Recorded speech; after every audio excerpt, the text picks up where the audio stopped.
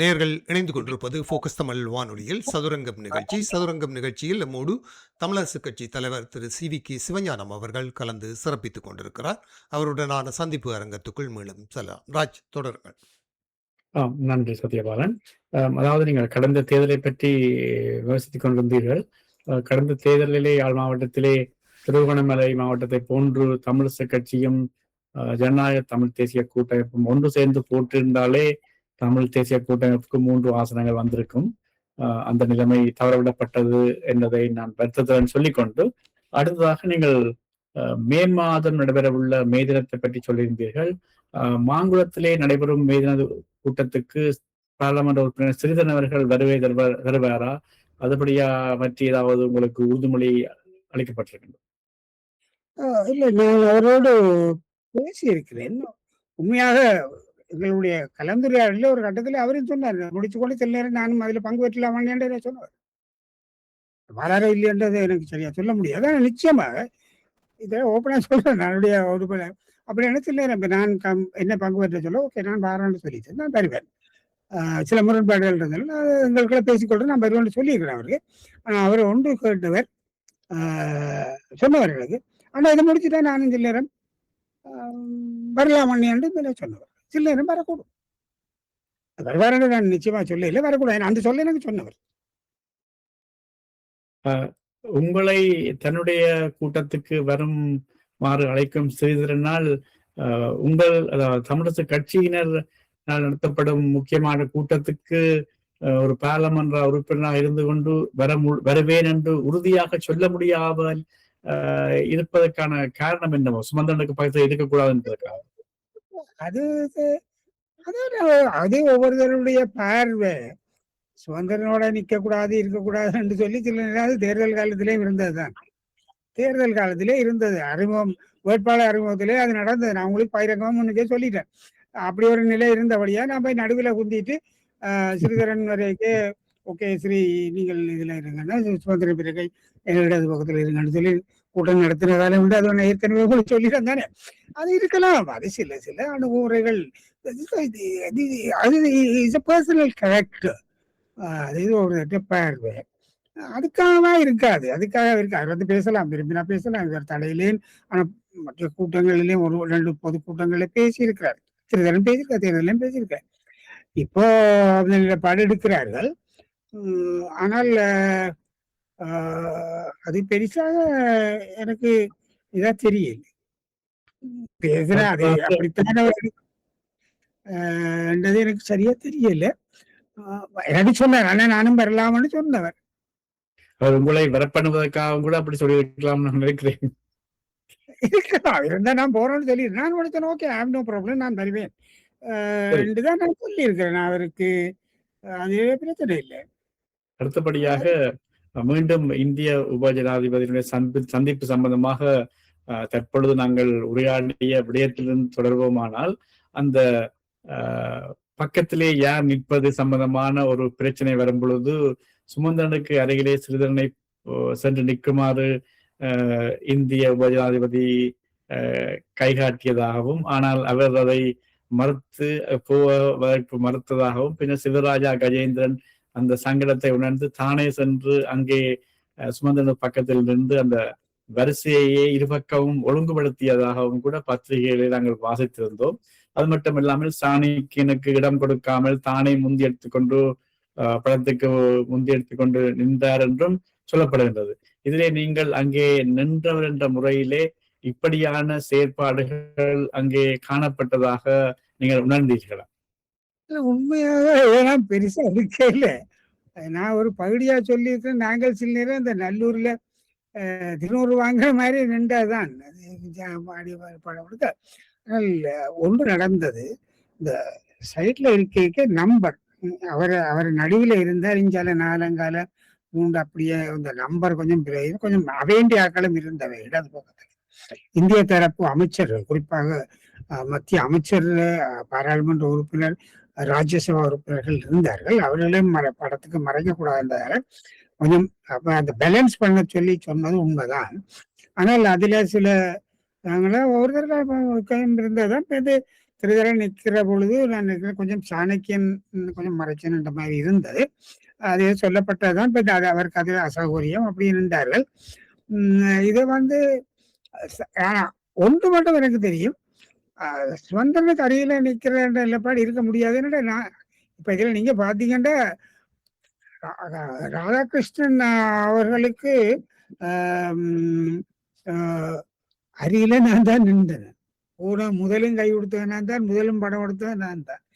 மீடியாவுக்கு ஒருத்தரும் சொல்லாரு, நான் சொன்னா தானே, நான் சொல்றேன் இல்லை, தான் தான் நின்றேன், நீ தான் சண்டை செய்திக்கு இப்படி சொல்லுறார்கள். இதுல நீ முன்னுக்கு நின்று நான் முன்னுக்கு நின்று, அதுல படத்துல நான் தான் நிக்கிறேன். இதுகள் வந்து உண்மையா சொன்னா these are very petty matters. Yes. Yeah, need to be exaggerated. You see, இப்படி பெருமையான அது just leave it and pass it. I mean இது வந்து ஆனால் அந்த விடயங்கள் இது வந்து பேசக்கூடிய விடயமே அல்ல. இல்லை, ஆனால் இந்த உடல் மொழியும் இந்த செயற்பாடுகளும் தமிழ் மக்கள் மத்தியிலே தமிழரசு கட்சி தொடர்பாகவும் நமது பாராளுமன்ற உறுப்பினர்கள் ஒரு அந்நிய நாட்டு ஜனாதிபதியுடன் தமிழ் மக்களுடைய பிரச்சனை தொடர்பாக எவ்வாறு அணுகுகிறார்கள் என்ற செய்தியைத்தானே தமிழ் மக்களுக்கு சொல்லுகிறது. உங்களுக்கு மைக் மியூட்டில் இருக்கிறது ஐயா. ஓகே, சரியா? ஓகே. நான் கேட்டது என்னவென்றால், இந்த புகைப்படத்தில் வந்த உடல் மொழியும் அங்கு நடந்த சம்பவங்கள் தொடர்பாக பத்திரிகையில் வந்த செய்திகளை யார் அதை பத்திரிகைகளுக்கு சொன்னார்கள் என்பது வேறு விஷயம்.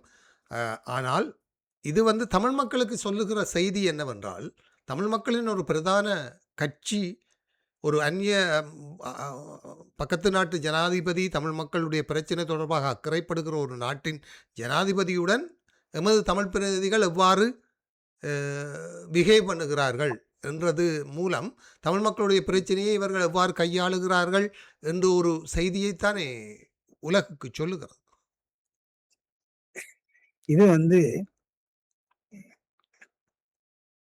இது வந்து சுய ஆய்வுக்குட்பட்ட ஒரு விடயம். உண்மை.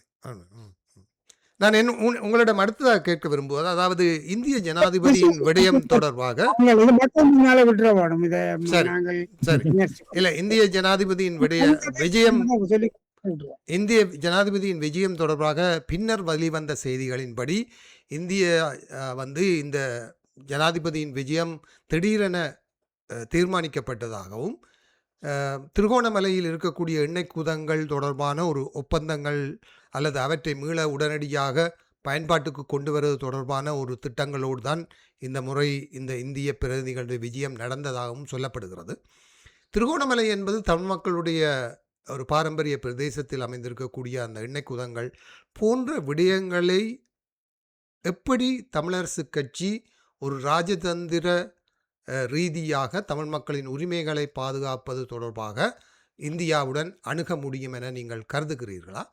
அவற்றை ஒரு டிமாண்டாக வைத்து கருத முடியும் நினைக்கிறீர்களா? அல்லது இந்த மாகாண சபை போன்ற அமைப்புகளின் ஊடாக இந்த எண்ணெய் குதங்களின் ஊடாக வருகின்ற வருமானம் அல்லது தொழில் வாய்ப்புகள் போன்றவற்றை தமிழ் மக்களுக்கு பெற்றுக் கொடுப்பதற்கு தமிழரசு கட்சியினர் எதிர்காலத்தில் இது தொடர்பான பேச்சுவார்த்தைகளை இந்தியாவுடன் நடத்த வேண்டிய தேவை ஏற்படுமா அல்லது அதுக்கான வாய்ப்புகளை பயன்படுத்த முடியுமா என்று கேட்டால் என்ன சொல்வீர்கள்? உண்மையாக உங்களுடைய இதை நீங்கள் கரிசனையாக நான் எடுத்துக்கொள்கிறேன். உங்களுடைய கேள்வியை நான் இது எங்களுடைய கரிசனையாக நான் எடுத்துக்கொள்கிறேன். நிச்சயமாக இந்த விடயம் ஏற்கனவே இந்திய இலங்கை ஒப்பந்தத்தில் உள்ள ஒரு விடயம். இந்த எண்ணெய் வளங்கள் பேட்டரி ஆயில் வெல்ஸ் அது ஏற்கனவே இருக்குது, இந்தியாவுடைய அது உடன்பாட்டுக்குள்ளே இருக்கு. இப்ப இதனுடைய நிலைப்பாடு வருகிற பொழுது நிச்சயமாக எங்களுடைய கரிசனைகளை, எங்களுடைய தேவைகளை இந்தியாவோடு நிச்சயமாக நான் சொல்றேன், நிச்சயமாக ஆரம்ப கட்டத்திலேயே நாங்கள் சில விஷயங்களை ஹைகமிஷனரோடு பேசுறதுக்கான நிலைப்பாடு இருக்கு.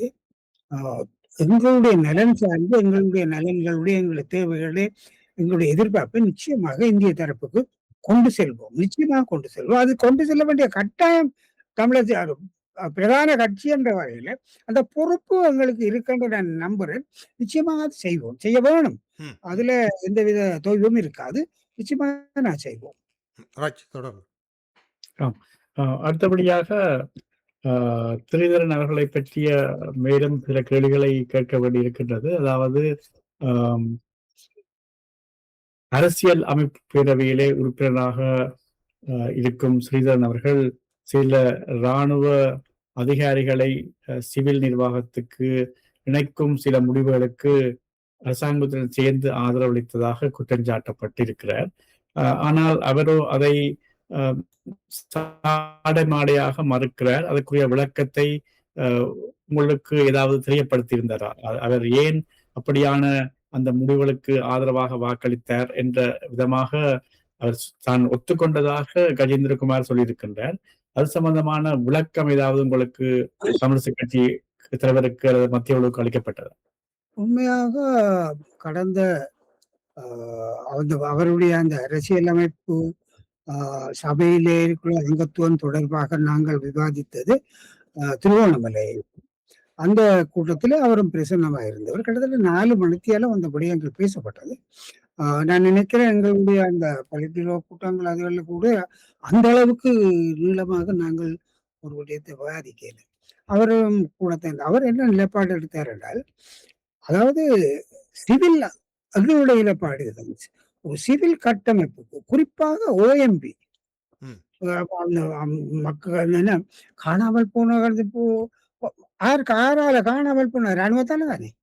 அப்ப அப்படியான ஒரு கட்டமைப்பு என்ன காணாமல் ஆக்கப்பட்டோருடைய இந்த கட்டமைப்பு அந்த office of the missing persons அதுக்கெல்லாம் ஒரு உதவியாக உறுப்பினராக ஒரு இராணுவத்தை சேர்ந்தவர் நியமிக்கிறது அர்த்தம் இல்லை. ஆனால் அவர் என்ன சொன்னார் என்றால், நான் இராணுவத்துக்கு வாக்களித்தேன்.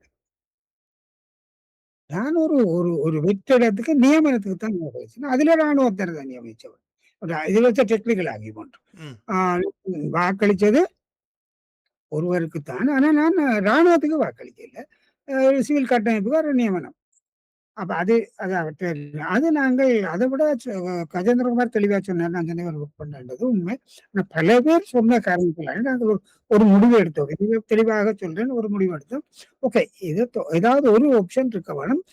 விமர்சனங்கள் பலவாக வந்தபடியால் அவருக்கு தான் அந்த ஆப்ஷன் நான் கொடுத்தேன். நான் அதுல தெளிவாக நான் சொல்றேன். அப்ப நான் சொன்னேன், ஐதர் நீங்கள் இதுல இருந்து விலகுங்க. நீங்கள் இருக்கிற உண்மையா சொன்னா அதாவது பாராளுமன்ற குழு தலைவராக இருக்க வேணுமென்ற அந்த மத்திய எங்களுடைய பொலிபிரோ குடுக்கைக்கே அவரே தான் சொன்னார். ஓகே, தேர்தல் வரைக்கே சீஃப் கேண்டிடேட் நான் இருக்கிறேன். ஓகே என்றோம். அவருக்கு சரி பரவாயில்லை. வந்து நான் பார்ட்டி லீடரா நான் இருக்கிறேன்னா ஓகே. அவர் தான் சொன்னவர், அவர் தான் ஓம் பண்றேன். ஆனால் அவர் தான் ஓம் பண்றார். சொன்னது நான் ஓம் பண்றேன். இப்ப நான் சொன்ன ஒன்று அது இல்லாவிட்டால் அட்லீஸ்ட் சம்திங் மஸ்ட் ஹேப்பன். ஒன்று நடக்க வேணும். நீங்கள் அதை விடுங்க. இல்லாட்டி அதை தவிர்க்க இயலாட்ட இதை விட வேணும்னு சொல்லிட்டு ஒரு விஷயம் சொன்னா, நீங்க அந்த குழப்பம் இருந்தது. அப்ப அன்று நாங்கள் பத்திரிகை கொடுக்கல. நான் சுதந்திரம் சொன்ன டோன்ட் டூ இட் நவ். நாங்க ஒரு 5 days டைம் சரிக்கட்டணம் கொடுப்போம். Let him decide. அவர் டிசைட் பண்ணி சந்தர்ப்பம் கொடுக்கும். அது இப்போ 5 நாள் கொடுத்ததான் அவர் மாற்றேன். அதனுடைய ஏதோ ஒரு நடவடிக்கை நாங்கள் எடுக்க வேண்டிய தேவை இருந்தது. அதனுடையால் தான் நாங்கள் கட்சி ரீதியாக அவர் அந்த அந்த நிலைப்பாட்டில் இருந்து இது party leader is our matter. ஆனால் இந்த கான்ஸ்டிடியூஷனல் கவுன்சில் நாங்கள் தெரிவு செய்யவில்லை. அது பாராளுமன்ற உறுப்பினர்கள் 22 எதிர்கட்சி சார்ந்தவர்கள், பிரதித்துவம் இல்லாத கட்சி சார்ந்தவர்கள் தெரிஞ்சது. அதனுடைய நாங்கள் அதில் முடிவெடுக்க முடியாது என்றபடியால் நாங்கள் இதை சொன்னோம். அதில் நாங்கள் மாற்றி அமைக்கிறோம் என்று 5 நாளைக்கு பிறகு சொல்ல வேண்டிய நிலைப்பாடு ஏற்படுது. அது சரி, அந்த முடிவு வேற வழியே இருக்கு இல்லை. ஒரு செக்ஷன் ஒரு நடவடிக்கை அவற்றை நிலப்பாடு இதுதான். நான் இராணுவத்துக்கு வாக்களிக்கல, அது சரிதான். ஆனா வாக்களிக்க முடிச்ச இராணுவத்தினர் தானே நியமனம் பெற்றவர்கள். அவர் இராணுவ நியமனத்துக்கு வாக்களித்தார் என்பதை தானே ஒத்துக்கொண்டார். அதை அப்படித்தானே இராணுவத்தினர் தானே நியமிக்கப்பட்டவர்கள். இல்ல தான் அதற்கு ஆதரவாக வாக்களித்ததை ஒத்துக்கொண்டாரா என்பதுதான் என்னுடைய கேள்வி. சில இதுல தான் வாக்களிக்க சொன்னவர். எனக்கு 2 விஷயத்துல தான் வாக்களிக்கவே இல்லை. மற்ற ஒன்று நான் நினைக்கிறேன் சூன் முறையில கொண்டு வீட்டிலே தான் தூரத்துல இருந்தான்னு சொன்னவர். பட் ரெண்டொன்றிலே அவர் தெளிவாக மறுத்தளிக்கின்றார். அதுல மறுக்கல. ஆனா சிலது 2 நான் நினைக்கிறேன் அதை மறுதளித்தவர். ஒன்றுதான் சிவமுல நின்று என்று சொன்னவர். அதுல 7 8 விஷயங்கள் இருந்தது. அது நாங்கள் எங்களுக்குள்ளே ஒரு விளக்கம் இருந்தது தானே. ம். நாங்களும் ஆய்வு செய்து அதனுடைய உடன் நாங்கள் எங்களுக்குள்ளே ஒரு கருத்து ஒற்றுமை வந்தது இல்லை. இது நடந்திருக்கிறது. இதற்கு மேலே நாங்கள் என்னுடைய கேள்வி என்றால், நீங்கள் முதல்ல சொன்ன மாதிரி இந்த ராணுவ நியமனத்துக்கு வாக்களித்ததை ஒத்துக்கொண்டார் என்பதுதான் என்னுடைய கேள்வி. அது ராணுவ நியமனத்துக்கு அவர் அது கொள்ளல. அவர் ராணுவத்துக்கு நான் வாக்களிக்கிறேன் என்றது சொல்லல. நான் வாக்களித்தது அந்த சிவில் அமைப்பின் நியமனத்துக்கு. அது ஆள் என்ற கருத்தில் இல்லை என்றதால் அவற்றை நிலைப்பாடு. அதாவது அரசு தெரிவு செய்கிற ஒரு பிரதிநிதிக்கு ஆதரவாக அவர் வாக்களித்தார். வாக்களித்தார். அதுல நாங்க மறுதளிக்க முடியாது தானே. அரசு யாரை தெரிவு செய்கிறது என்பதை பற்றி அவருக்கு அக்கறை இருக்கவில்லை. அதே அவர் அந்த இதுல தன்னுடைய சுய முடிவா எடுத்தான்னு சொன்னார். அதாவது இந்த நிலைப்பாட்டிலே தமிழரசு கட்சி எடுத்த நிலைப்பாடு என்பது கட்சியின் கொள்கைக்கேற்பவே அரசியல் அமைப்பு குழுவிலே கட்சி உறுப்பினர் வாக்களிக்க வேண்டும் என்று நீங்கள் சொல்லுவதை ஸ்ரீதரன் அவர்கள் ஏற்றுக்கொள்ளவில்லை தானே? இல்லை, உண்மையாக இதுல இன்னொரு சிக்கலும் இருக்கிறது. கான்ஸ்டிடியூஷனல் கவுன்சில் வந்து ஒரு கான்ஃபிடென்ஷியல் கவுன்சில். அது அதுல இருக்கு. நாங்கள் அதுல இதுதான் செய்ய என்று வற்புறுத்தலாம் என்று சொல்ல முடியாது. அது ஒரு வலியுறுத்தலாகவும் எடுக்க முடியாது. அது சில புரோட்டோகால்ஸ் இருக்கு. அவை இதுல கூட அவருக்கு தெரியும் நிலைப்பாடு. அவர் புதுசான ஆள் இல்லை. தமிழ் தேசியத்தினுடைய நிலைப்பாட்டை தெரிஞ்சு கொண்டு வருவார், வரித்து கொண்டு வருவார். இப்பொழுது நான் தமிழ் தேசிய தலைவருடைய வழியிலே நின்றவன். எனக்கு அண்மையிலே சில நாட்களுக்கு இன்னும் கூட சொன்னவர். அவர் அதை புரிந்து கொண்டிருக்க வேண்டும்ன்றது நாங்கள் யோசிச்சுதான் ஓகே. அதுல இந்த முடிவுக்கு நாங்கள் வந்தோம். நீங்கள் இது சரி, நாங்கள் ஏற்றுக்கொள்கிறோம், இதுல தவறு இருக்கிறது, இதை நாங்கள் உடன்படவில்லை. எல்லா விஷயத்திலும் கட்சி அவருக்கு வழி நடத்த முடியாது. என்ற சில முடிவுகள் உடனடியாகவே அங்க தளத்தில் எடுப்பார்கள். அதை நாங்கள் ஒத்துக்கொள்றோம். ஆனால் கட்சியினுடைய பேசிக் நான் சொல்றேன், இந்த கோர் பாலிசி, கோர் ஆப்ஜெக்டிவ் ஒன்று இருக்கின்றதுதானே இருக்குதானே.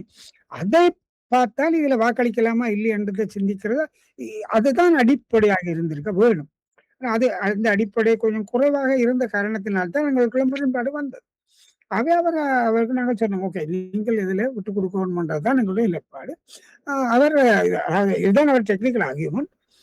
நான் ராணுவத்துக்கு வாக்களிக்கல, அந்த நியமனத்தை தான் வாக்களி, அந்த மாதிரி தான் அப்படி ஆர்கியூமெண்ட் இருந்தா. சிலதுல தான் 2ல நான் நினைக்கிறேன் வாக்களிக்க இல்லைன்றது அவரே சொன்னவர். அது சரிபலைக்கு நாங்க போயில்லை.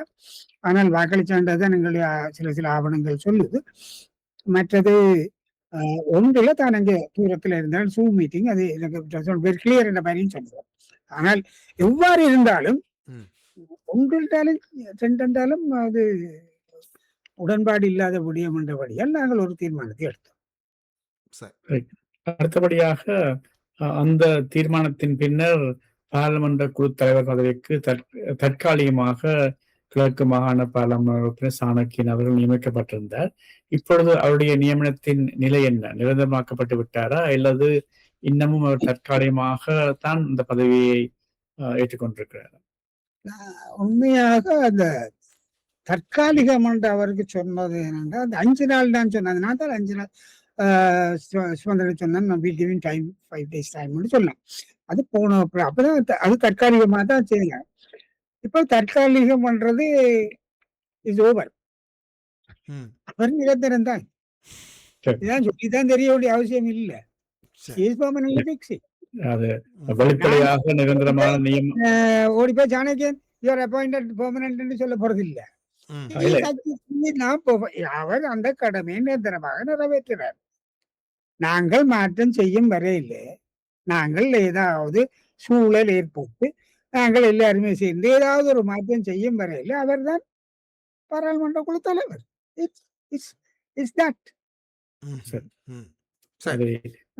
தமிழரசு கட்சியின் தலைவராக உங்களிடமிருந்து அறிய விரும்புகின்றோம். அந்த வகையில தான் இந்த கேள்வியை நான் கேட்டிருந்தேன்.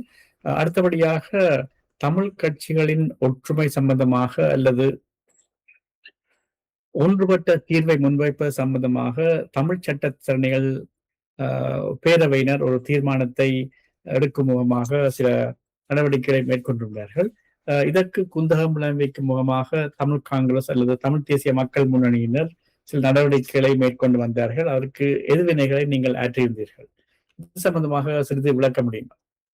உண்மையாக எங்களை பொறுத்தவரையில ஒரு நான் இப்ப சொல்றேன், பொறுப்பு வாய்ந்த பிரதான கட்சி என்ற வகையில அனுசரித்து போக வேண்டிய கடப்பாடு. இப்ப நீங்கள் சில விஷயங்களை பார்த்திருப்பீர்கள். உட்கட்சியில கூட கொஞ்சம் ஒரு ஸ்லைட்லி ஃபிளெக்சிபிள் அப்ரோச் தேவை என்றது என்னுடைய தனிப்பட்ட அணுகுமுறை.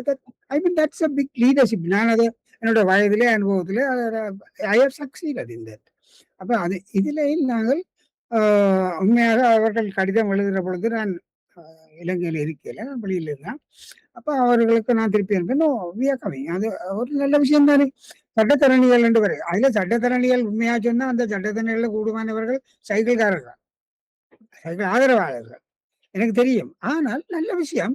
ஆகவே நான் வர முடியாவிட்டாலும் எங்களோட பொதுச் செயலர் சரி, ஒரு கான்ஸ்டிடியூஷனல் லோயர் எங்களோட பொதுச் செயலர் அவர்களுக்கு தெரியும். கான்ஸ்டிடியூஷன் ஏற்கனவே ஊரு திளைச்சவர், அதனுடைய அவர்கள் பங்கு பெற்றேன், நான் வந்தா பங்கு பெற்றேன்னு சொல்லி நாங்கள் அங்க போயும் அந்த அங்கத்துவம் எல்லாம் டிசைட் பண்ணப்பட்ட பிறகு கஜேந்திரகுமார் இன்னொரு ஈழத்தமிழர்கள் அரசியல் நிர்ணய பொதுச்சபை ஒன்று உருவாக்கி அதுல இருந்து 28 பேரை போட்டு அதுல 15-20 பேர் அகற்றியாக்கள் வேந்து மற்றவர்கள். நான் சொன்ன இந்த ஆய்வாளர்கள் அணுவாளர்கள் வேந்த இந்த இந்த பொது வேட்பாளர்களை தள்ளி கொடுத்து விளங்கப்பட்டாக்கள் இவையில சேர்த்து இவைய பொதுச்சபையா இவை சிவில் அமைப்பு இவை ஒன்று வந்தா இவை ஒன்று செய்ய போயிடுவான்.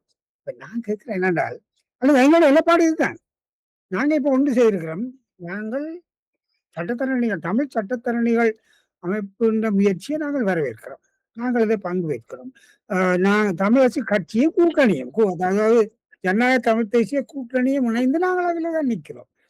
இப்ப கஜேந்திரகுமாரோட இதை இப்படி ஒன்று தான் செய்யுது. இதுக்குள்ள இன்னும் ஒன்று நான் இப்பதான் இன்றைக்கு நினைக்கிறேன். இன்றைக்கு வலம்புரி பத்திரிகையில ஒரு கதிரித்துவது ஏற்கனவே பேரவை வந்து பேர்ந்து இன்னொன்று அனைவரே சட்டத்தரணிகள் செய்ய தேவையில்லை என்ற கருத்தை சொல்லி போட்டு பேர வேண்டிய மக்கள் ஆதரிச்சாரு. எந்த மக்கள் எங்க ஆதரிச்சது? நீங்கள் தயாரிச்சு வச்சுட்டு போட்டு நாங்க ஆதரிக்கலையே, நாங்கள் இல்லையோ, தமிழக கட்சி இல்லையோ, தமிழக கட்சி அதுல பங்காளி இல்லையே. அப்ப நீங்கள் உங்களோட மக்கள் ஆதரிச்சேன்னு எழுதப்படுது. ஒரு ஒரு எடிட்டோரியல் இன்னும் பார்த்தேன் அன்றைக்கு. அப்ப அப்படி அப்ப இது பேரவைக்குள்ளால அங்க போற விளியமா தான் நினைக்கிறேன். அந்த பத்திரிகையும் அப்படியான பத்திரிகை தான். அவர்கள் அவை எனக்கு எதிராக வெளியிடுறாங்க. என்ன அவையில் எப்பொழுதுமே நாங்கள் சொல்றதை பற்றி கைக்கணும் போல நாங்கள் இன்னொரு உண்மையாக சில்லறம் நான் எதிர்வினை ஆற்றுகின்ற அல்லது கருதலை வச்சு அதை வச்சு கொண்டு மற்ற வேலை நியாயப்படுத்துறதை விட எங்களை கொச்சப்படுத்துற வேலை தான் செய்யுது. இதுல அதை தான் நடக்கிறது. ஆனாடியா இப்ப நாங்கள் அவை அப்படி ஒண்ணும் செய்யல. அவர் பெருக்கணும் முடிவெடுக்க வேண்டியவர்கள் நாங்கள் தெளிவுறு தான். We have only ask for clarification. அது அவர்கிட்ட கேட்டிருக்காங்க லோயர்ஸ் ஃபோரம். இப்படி நாங்கள் போகலாம் தானே. இப்படி அவரையும் ஒன்று செய்து நாங்க இதையும் ஒன்று செய்யறதுக்கு இல்லைன்னா நாங்க அப்படி போயிடாது. அது அது சாத்தியம் இல்லை. அதை நாங்கள் சொல்லியிருக்கிறோம். மிக கௌரவமாக நானும் சுதந்திரனும் கையெழுத்து வச்சு நாங்கள் கடிதம் தெளிவுபடுத்துங்க. இது வேற அண்டர்ஸ்டாண்டிங் என்ன எடுக்கிறவங்க அந்த தெளிவுபடுத்தின அடிப்படையில நாங்கள் குழப்ப மாட்டோம். நிச்சயமாக ஒரு நல்ல விஷயம். நான் அது தெளிவா சொல்லிக்கிறேன். என்றால் இதுல வந்து ஒரு அரசியல் அமைப்புல சட்ட நுணுக்கங்கள் தேவை. சட்ட நுணுக்க அடக்கங்கள் தேவை. அதனுடைய சட்டத்தரணிகள் அதுல பங்கு பெற்றது சம்பந்தப்பட்ட அதுல முக்கியமாக பார்த்தேன் மிகப்பெரிய ஞாபகங்கள் சிலர் அதுல இருக்கிறார்கள். கனகேஸ்வரன், சர்வேஸ்வரன் போன்றவர்கள் இருக்கிறார்கள். செல்வகுமாரன் நல்லாக்கள் இருக்கார்கள். அதாவது நடுநிலைமையானவர்கள் இருக்கிறார்கள். அதை நாங்கள் அதை வரவேற்கிறோம். அதாவது அவர்கள் விடிவி தமிழ்காரன் இருக்கிறார். அப்ப நல்லவர்கள் சட்டத்தோட அதுவும் லோக்கலத்தோடு சம்பந்தப்பட்டவர்கள். அவை நாங்களும் ஆனால் இப்படி 2 மட்டையில நாங்கள் அதை செய்ய முடியாது. அதனால இப்ப நாங்க எங்கட முடிவு தமிழ் சட்டத்தரணிகள் அமைப்பினுடைய அவருடைய தெளிவுபடுத்தலின் அடிப்படையிலே அமையும். இந்த இந்த முயற்சிகள் தொடர்பாக இப்போது கஜேந்திரகுமார் அவர்களுடைய இந்த ஈழ தமிழ் அரசியல் அமைப்பு சபை என்றாலும் சரி, இல்லை சட்டத்தரணிகள் சபை என்றாலும் சரி, அரசாங்கம் என்ன நிலைப்பாட்டில் இருக்கிறது? எவ்வாறான ஒரு அரசியல் அமைப்பு என்ற தமிழ் மக்களின் விதந்துரைகளை பரிந்துரைகளை எதிர்பார்க்கிறது என்று நீங்கள் கருதுகிறீர்களா? அல்லது அவர்கள் தாங்களாகவே ஒரு முடிவை எடுத்து அதை தமிழ் தரும் வரைக்கும் நீங்கள் முன்பு தெரிவித்திருந்தீர்கள் அரசாங்கம் அரசியலமைப்பு தொடர்பாக எதுவும் பேசவில்லை, ஆகவே நாங்கள் எந்த முடிவும் எடுக்கவில்லை என்று சொல்லியிருந்தீர்கள். ஆகவே இப்போது எதற்காக இப்போது இந்த முயற்சி எடுக்கப்படுகிறது? அரசாங்கத்திடமிருந்து ஏதாவது எதிர்பார்ப்பு இருப்பதாக பேக் ஆஃப் த சீன் ஏதாவது இருக்கிறதா? நிச்சயமாக என்னுடைய இப்பொழுதும் என்னுடைய ஒரிஜினல் நிலைப்பாடு தான். ம். அனுரகுமார் திசாநாயக்க அரசாங்கம் ஒபிஷியலாக இந்த 1.5 வருஷத்துல உத்தியோகபூர்வமாக அரசியல் அமைப்பை பற்றி பேசவே இல்லை. நாட் ஈவன் அ வேர்டு ம், ம், ம். பேசல. நாங்கள்லாம் ஒரு ஏதோ எங்கட நாட்டுக்கு அரசாங்கம் அரசியலமைப்பு செய்கிற மாதிரி குத்தி புரிகிறபடியா நாங்கள் அதுல குந்தகமாக தமிழரசு கட்சி இருக்க வேண்டிய தேவை இல்லை. உண்மை. ஏன்னா நாங்கள் ஒன்று ரெடியா வச்சிருக்கோம், ரெடியா தூக்கணும். ஓகே, நாங்கள் ஒத்து வரோம். அதான் உண்மையான இல்லை. என்ன வைக்கணும் நாங்கள் வச்சிருக்கோம். ஏன்னா அவன் என்ன ஒன்ற போறான்னு தெரியாது. சில நேரம் அது அவங்க செய்ய போறாங்களோன்னு தெரியாது. ஒருவேளை கடைசியா கொண்டு வருஷ முடிவிலே ஏதாவது சொல்லி போட்டு அடுத்த வருஷம் என்ன சந்தர்ப்பம் தாண்டி கேட்க போயினுமோ தெரியாது. ஆல் சாத்தியக்கூறுகள் இருக்குத்தானே. ஆனபடியால் நாங்கள் அந்த விஷயத்துல நான் முதலும் சொன்னான், அவங்க என்ன பொறுத்தவரையில். ஆனா மற்றவர்களுடைய முடிவோடு இப்ப நான் ஒத்து போறேன். அவர்கள் ஒன்றை கொண்டு வந்த பிறகு அதுல இருந்து விவாதிக்கிறது தான் முறையா இருக்கும். ம். அதை விட்டுட்டு இப்ப நாங்க கொண்டு வச்சு இப்ப நாங்களும் கொண்டு எல்லாம் வரைஞ்சனாகல மாகாண சபையும் ஒரு அரசியலமைப்பு செய்தது. அப்ப இந்த எல்லாரும் கொண்டு கொடுத்துச்சு நம்ம அந்த விசேட ஸ்பெஷல் கமிட்டிக்கு அது அப்படியே போட்டுது.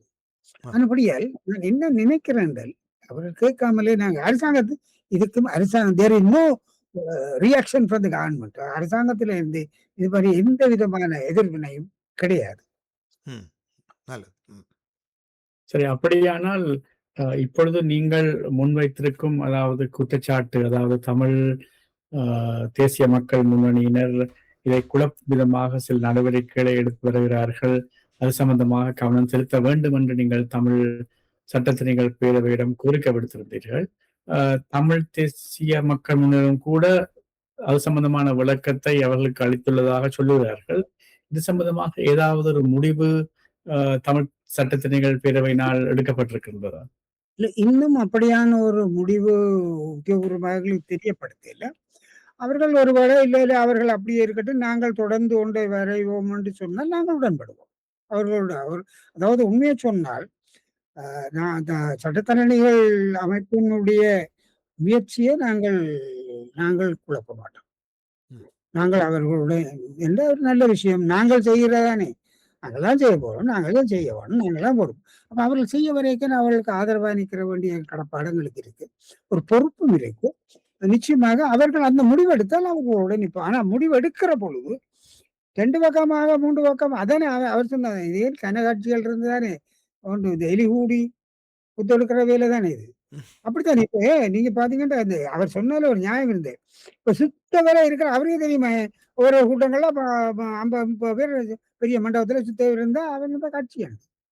இதெல்லாம் கட்சி இல்ல. இல்ல இல்ல இந்த ஆய்வாளர்கள் ஆராய்ச்சியாளர்கள் எல்லாம் மற்ற அவைகள் மீடியாக்கள் சில ஊடகங்கள் கூப்பிட்டு அவைகள் எல்லாம் பேசி பேசி தலைவர்களாக அப்ப தலைவர்களா இப்ப ம். இதான் நிற்கிறார்கள். அப்ப ராதாகிருஷ்ணன் எல்லாம் மற்ற எல்லாருமே இவங்க எல்லாம் கனகட்சின்னு நினைக்கிறதுல எந்த தவறும் கிடையாது. நான் என்ன சொல்றேன் என்றால், அந்த நிலைப்பாடு இருக்கிறது தவறு. ஆனால் லோயஸ்ட் ஃபோரம் அவர்கள் சட்டத்தரணிகள் தொடரப்போற அவைகளை விட்டுட்டு தொடர்வோம் என்ற ஒரு முடிவுக்கு வந்தால் நாங்கள் அவர்கள் முடிவோடு ஒத்துழைப்போம். நிச்சயமாக அவர்கள் முரண்பாடா போக மாட்டோம். சரி, இதிலே ஒரு விடயத்தை நீங்கள் கவனித்தீர்களோ தெரியவில்லை.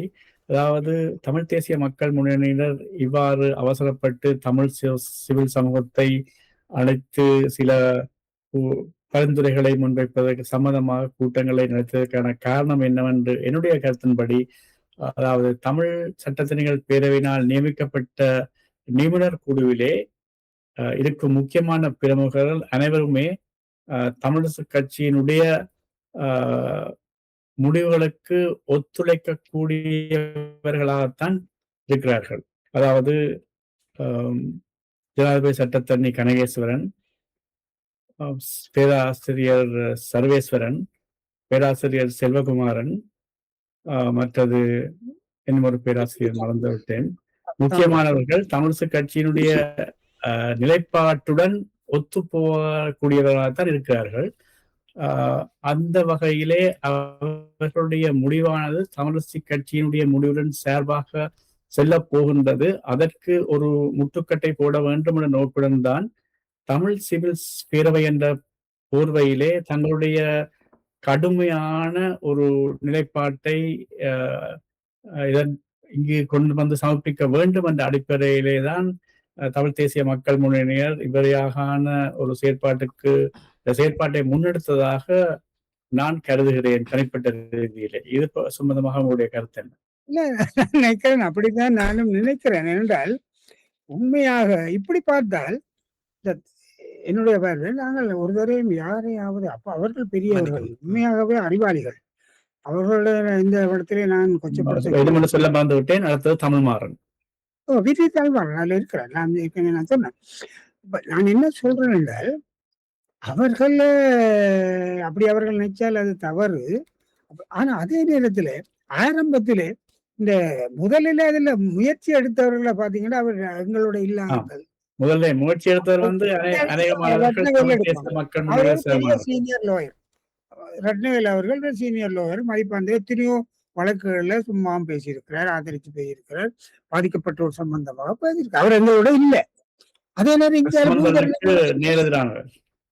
நேரெதிரானவர். நாங்க அதுக்காக கோவிக்கலையே.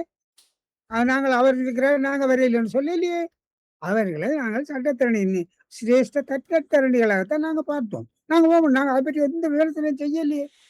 அப்ப நாங்கள் அப்படி பண்ண நீங்களும் அப்படியல்லோ கதைக்க வேணும். அது ஏற்கனவே அந்த தெரிவு நீங்கள் எல்லாம் சேர்ந்து தானே செய்தது. அந்த தெரிவு செய்ய கஜேந்திரகுமார் இருந்தவர் தானே. அது அவர்களை தெரிவு செய்ய பொழுது கஜேந்திரகுமார் இருந்தவர் தானே. அப்ப பேருந்து நின்று அவர்களை புள்ளைன்னு சொல்லு.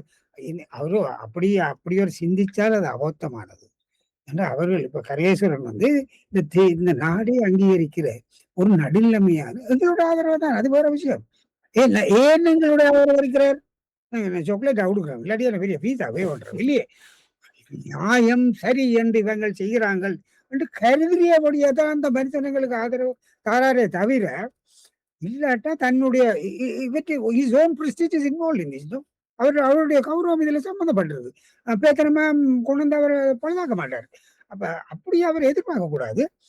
உண்மையா சொன்னா அவர்கள் நான் சொன்னேன், இப்ப நான் சொன்ன 4 பேருமே அவர்கள் நடுநிலைமையானவர்கள். ஆனால் அவங்களுக்கு ஆதரவு வேண்டியதை கற்பனை பண்ணினால் நாங்கள் சரியா நிக்கிறோம் அர்த்தம். அவர்கள் நாங்கள் சரியா நிக்கிறபடியா அவர்கள் ஆதரிக்கிறார்கள் என்று அர்த்தம். எங்களுடைய வழிமுறை போக்குவெல்லாம் சரி என்றது சமூக ரீதியில உயர்மட்டத்தில் இருக்கிற அறிவாளிகள் நிபுணர்கள் ஏற்றுக்கொள்கிறார்கள் என்று அர்த்தம். அப்படி அவர்கள் கருத்தெடுத்தார். ஆனால் நான் அப்படி நினைக்கல. அவர்கள் தேவை ஜாப்பு தாங்க இல்லை, அப்படி அணுகுறது பிள்ளை. ஆனா இது எல்லாமே வந்து கந்தர்மார் என்னையும் தாக்கி எல்லாம் கொண்டு போட்டிருக்காரு. நான் பார்த்தேன். சிவஞானமும் சுதந்திரனும் பதவிக்காக நாக்கத்தொங்க போட்டுக்கொண்டு திரிகிறவன். எனக்கு எந்த பதவியும் தேவையில்லையா. I have achieved everything I want. எனக்கு எல்லாமே இறைவன் கொடுத்திருக்கிறேன். பிலிவின் இப்ப 5 வருஷத்துல போக வேண்டியன்னு 13 வருஷத்துல இருக்கிறேன். பதவி இருக்கு, அதுல 1 மில்லியன்றது வேற. நான் கட்சி தலைவராக இருந்தால் என்னச்சும் போட்டு அடிக்க போறாரு மச்சான்னு சொன்னவே எனக்கு தெரியும். நான் 28ஆம் தேதி டிசம்பர் வந்தேன்னா ஃபர்ஸ்ட் வீக் ஆஃப் ஜனவரி மச்சான் போட்டு அடிக்க போறாரு. எனக்கு நான் அப்பாவை கொண்டு சொன்னேன். சொன்னேன் நீங்க போட்டு அடிக்க சமாளிக்க போறீங்க. எனக்கு கேட்ட உண்டு. ஜெனுவினா கட்டவே இருக்கிறேன். அதை மதி நான் சொன்னேன், I have come through a passage. எல்லா காலத்துல எல்லா தலைவர்களும் எல்லா போராட்டத்துல எல்லா சந்திச்சேன் நான். அதுக்காகவே ஒரு அதை திருப்பியும் சொல்லத்தான் வேணும். பிரபாகரன் அங்கேயார எனக்குள்ள மாதிரி இங்கே சிவில்ல ஒரு தரையும் கிடையாது. சும்மா நான் பிரபாகரன் சொந்தக்காரனும் இல்லை, வள்ளியோட துறைக்காரனும் இல்லை. என்னுடைய வயிற்று கிவிட் அது எனக்கு போதும். அப்ப நான் அதுக்கு பதவிக்கு தொக்க போட்டு தெரிய வேண்டிய அவசியம் இருக்கு. இது முடிய நான் கட்சியை கட்டுக்காப்பேன். ஏன்னா அது உயிர் நாடி. நான் 12 வயதுல வன்னியாசிங்கத்துக்கு கொடி பிடிச்சேன் இந்த தமிழரசு கட்சி. அப்ப அதை விட இப்ப உள்ளுக்கு சில நேரம் தனித்தனம் விட நான் சொல்லுவேன் போட்டு வரணும்னு சொல்லுவேன். அது வரைக்கும் தான் நிற்பேன். சுதந்திரம் என்றாலும் சில நேரம் சொல்லுவேன் no you can do that will. But anyway நான் சொன்ன யாரோ சொல்றேன். But understanding, clear understanding. எந்த விஷயம் என்றாலும் I don't do it alone, neither does Sumanthiran. சுதந்திரம் தனியா செய்யறவங்களே 2 பேரும் நாங்கள் பேசித்தான் செய்யும். அதுதான் ஒரு அரசியல் கட்சியினுடைய அழகும் தேவையும். அப்ப இது எல்லாத்தையும் நீங்க பாக்குற பொழுது ம்.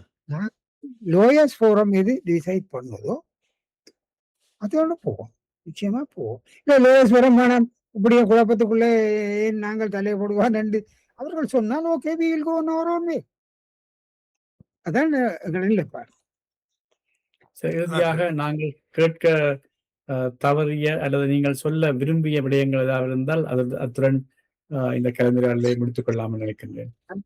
உண்மையாக நான் சொல்லக்கூடியது என்னென்றால் பல பேர் நான் சொன்ன இந்த ஏற்கனவே 1-2 பேரை சொல்லி இருக்கிறேன். இந்த எங்களுடைய சாபம் இந்த சில ஆய்வாளர்கள் அறிவாளிகள் நியாயீனமாக விமர்சிக்கிறது. இந்த நான் சொன்னது நான் எனக்கு ஏன் கையை பிடிச்சு அவர் ஏன் உங்களுக்கு பிடிச்சி கையெடுத்து உங்களோட பொருள் உங்களோட கட்சிக்கெல்லாம் முரண்பாடுபடியா உங்களோட கையை பிடிச்சவரா நீ என்னையா அதை இன்டர்பிரேட் பண்றது? ராதாகிருஷ்ணன் சொன்னவர இல்ல சொன்னவர ஐயோ உங்களோட கட்சிக்குள்ள குழப்பம் இருக்கு நீங்க பிடிச்சு கொள்ளுங்க. இல்ல அவர் சொல்லுவேன் அதிக கட்சிகள் கூடி போச்சு இதை பற்றி சிந்திக்கணும்னு சொன்னா அவர் ஏன் இந்த கையை பிடிச்சவர் அதுக்கு என்னோட உங்கள்ட்ட பிள்ளை இருக்கு உங்களோட கட்சிகளை குளறுபடி இருக்குன்னு கற்பிதம் செய்து கொண்டு அதை பெரிய பெரிய வெட்டித்தனம் என்று சொல்லி கொண்டு கொச்சப்படுத்துற விலையவோ அதுகளை அவரும் மற்றவர்களும் செய்கிறது நியாயீனமானது. ஒரு தர்மத்துக்கு ஊடகம் என்று சொல்லிக் கொண்டு அந்த பெருமானுடைய பெயரையும் நீங்கள் சொல்லிவிடலாமே. நிலாந்தன் ஐயா எனக்கு நானே சொன்னேன் வரைக்க அது அப்ப இவர் என்ன வேலஞ்சாமி இந்த முந்திர அமைப்பில் இருந்தவர் அவற்றை நடந்தது நான் நிறைய கேட்டுறேன். சைக்கிளுக்காக வந்துட்டு சமாதானத்துக்கு வரையில மட்டும் கேட்டுறேன். அது இந்த என்ன ஒரு தேசமாக திரட்சி இதுகளை வச்சுக்கொண்டு ஆட்டிக்கொண்டு இருக்கிறார். தமிழரசு கட்சி என்னை பொறுத்தவரையில இது எங்களுடைய ஆத்மா, தமிழ் இனத்தினுடைய ஆத்மா. பிள்ளைகள் சரி இருக்கு, நான் அதை விமர்சனத்தை மறுதளிக்கல. செவிகைப்பும் வேந்தன் தான் நாங்கள். நீங்க விமர்சிக்கல, நியாயம் பாட்டாட விமர்சிக்கலாமே. வேற 2-3 பேர் இப்படித்தான் எழுதி நம்ம எனக்கு தெரிஞ்சாக்கல. குரோதத்தோட குரோதத்தோட அணுகாதீர்கள், நியாயத்தோட அணுகல, தர்மத்தோட அணுகுங்கள். இப்ப எனக்கு பதவி இருக்கு, நாக்க தூக்கி போட்டு கொண்டு கஜேந்திரன் நீங்க தான் நாக்கத்தோடு என்ன மாகாணத்துல வேண்டாமன்றீர்கள், நான் தேர்தல் கேட்க மாட்டேன். ஏன்னா உங்களுக்கு பதவி ஆசை இருக்கு, நாக்க தொங்க போடுறீங்க. நான் அப்படி இல்லை, எனக்கு தேவையில்லை. ஆனால் இந்த கட்சியை நீங்கள் யாராவது கொச்சப்படுத்தினால் அதெல்லாம் விட்டு கொடுக்க தயாரில்லை. அது இப்ப உண்மையா சொன்னா பல விட நான் அடக்கித்தானே வாசிக்கிறேன். நான் பன்னியசிங்கன் நாகநாதன் ஆளாள் சுந்தரம் போன்ற ஆக்கள் இந்த காலத்தில் ஆள் இதை எப்படி அடிக்கணும்னு தெரியும் எனக்கு. ஆனா அப்படி அந்த அந்த அணுகுமுறையில் நான் போகவில்லை. நான் ஒரு பொறுமையாக தந்தை செல்வாண்டு வழியில எல்லாத்தையும் அணங்கி இறங்கி நீங்களோட என்ன விமர்சிக்கிறது எனக்கு நியாயமாப்படுது, ஏற்றுக்கொண்டுதான் கதைக்கிறேன். 2 விஷயத்துல நான் சில விஷயங்கள்ல நான் பிளெக்சிபிளா தான் போறேன், கட்சி சேர்ந்து போறேன். அதை மற்றவர்கள் புரிஞ்சு வருவாங்க. எனக்கு ஒரு சுயதல் தேவையில்லை தான். நீங்க ஐ ஹவ் நத்திங். மக்களை அதைத்தான் நான் மக்களுக்கு சொல்லக்கூடிய, எனக்கு எந்த தேவையும் கிடையாது. இறைவன் எல்லாம் தந்திருக்கிறான். ஒரு சாதாரண லைஃப்ல இருந்து ஆரம்பிச்சவன் நான். ஒரு simple I am qualified. London qualify account நம்ம சார்ஜர் செக்ரட்டரி குவாலிஃபை படித்தேன், அது வேற. But I started humble life. நான் ஒரு புக்கி பேராஜன் நான் கொஞ்சம் எல்லாத்துலயும் கட்சியிலேயும் ஐஸ்வர்யா இருந்து துணை பொதுச் செயலராக இருந்து துணைத் தலைவராக இருந்தா கட்சி தலைவருக்கு வந்திருக்கிறேன். கடைசியா ஒன்று சொல்றேன், ஸ்ரீதரனுக்கு அண்மையில நான் சொன்னேன், நீங்கள் ஸ்ரீதரன் என்ன கூப்பிடுங்க தலைமையில விஷயமா உங்களுக்கு இது எல்லாருக்கும் செல்லணும். ஸ்ரீதரன் எனக்கு நான் மாற்றம் தேவை என்று மாவேண்ட கட்சிக்கு வீழ்ச்சி நிலை போகுது, அதனுடைய மாற்றம் தலைமை மாறணும் எல்லாம் தெளிவா இருந்தான். அப்ப நான் ஸ்ரீதரன் எனக்கு வித்யாதரன் மூலமாக ஒரு செய்தி அனுப்பினவர். ஆனா நீங்கள் கேட்ட நான் கேட்கவில்லை. ஆனால் நீங்கள் ஒன்று செய்யலாம். அப்படி வந்தால் உங்களோட சீனியர் வைஸ் பிரசிடென்ட் பொசிஷனே தந்தால் பிரச்சனை இல்லை, நான் ஒத்துக்கொள்வேன். அப்ப நான் அது சுதந்திரோடையும் கதைச்சினேன். சுதந்திரன் ஓகே, நீங்கள் இருக்கிறாண்டா ஓகே, 2 பேரும் உடன்பட்டு இருக்கேன். இன்னொரு கட்டுரை ஒன்று வந்தது, ஏன் எல்லா இடம் திடீர்கள் அனுபவமான சிவஞானம் இருக்கிறார், நிர்வாகம் இருக்குது, தலைவரோட அங்கீகரிக்கப்பட்ட அதில் இருக்கு, அவரை போடலாமே ஒரு கட்டுரை எழுதினார். ஒரு ஸ்பாட்லைட் போட்டிக்கு போய் மாவை போயிட்டு அப்ப அவர்களுக்கு 2 பேரையும் நீங்கள் சமாதானப்படு இல்லை, 2 பேர் இல்லை, அது 3 பேர். நான் கேட்க இல்லை, அதை சொன்னா பரவாயில்லை. அவர் சொன்னார் இல்லை இல்லை, நான் என்னையும் கேட்க சொல்றாரு. அது சில பேர் அநியாயமா அந்த ஆளை பழையாக்கி, அப்ப நான் சொன்னேன் அவர் கேட்கறாண்டா என்ன காமிங்க. அவர் சுதந்திரம் சொன்னா நீங்க தானே எல்லாரையும் கையெழுத்து வச்சு நீங்கள் உண்மையா மாவே செயலாளரான தலைமைக்கு ப்ரொபோசர் ஃபர்ஸ்ட் சிக்னேட்டரை நான் தான். 14 19 நான் தான் கையெழுத்து வச்சினேன். சுதந்திரம் நீங்க என்ன வச்சுங்க வைங்கண்டா, ஓகே கொடுத்தேன். நல்லா இப்ப அவருக்கு சொன்னான், நீங்கள் அந்த ஒரிஜினல் ஸ்டாண்டில் நின்றிருந்தா இன்றைக்கு இந்த பிரச்சனை நடந்திருக்காது. ஸ்ரீதருக்கு இப்போ நினைக்கிறேன் ஒரு 2 வீக்ஸ்க்கு முன்னே நான் சொன்னேன், இது இருந்திருந்தா இன்றைக்கு சங்கடம் வந்திருக்காது, இது நீங்க சண்டை பிடிக்கிறதும் வந்திருக்காது, முரண்பாடும் வந்திருக்காது. இன்றைக்கு இந்த முரண்பாடை தீர்க்கிறதுக்கு நான் தான் நிற்கிறேன். இதெல்லாம் இறைவன் செயல். அதனுடையால் மக்கள் உண்மையை புரிந்து கொள்ள வேணும். தமிழரசு கட்சி சில நேரம் சில ஸ்டெப்களை பிழை விடலாம், ஆனால் இதுதான் ஒரு தமிழ் மக்களுடைய உணர்வுகளை தேவைகளை சுமந்து செல்லும், வரலாற்றை சுமந்து செல்லும். அது நான் இல்லாம போனாலும் பரவாயில்லை, எனக்கு பின்னால இருக்கிற கட்சியில இருக்கிற தொண்டர்கள், தம்பிகள், தங்கைகள், சகோதரர் கொண்டு செல்வார்கள். அதற்கான ஏற்பாடு செய்வோம். ஆகவே இந்த வாய்ப்புக்கு நன்றி. கரகாலத்துக்கு பிறகு மிக நன்றி. தமிழரசு கட்சியின் தலைவர் திரு சிவஞானம் அவர்களுக்கு நன்றி கூறி விடைபெறுகிறோம். நன்றி, நன்றி, வணக்கம். நேயர்கள், இதுவரை சதுரங்கம் நிகழ்ச்சியில் தமிழரசு கட்சி தலைவர் திரு CVK சிவஞானம் அவர்கள் கலந்து சிறப்பித்த நிகழ்வு இடம்பெற கேட்டீர்கள்.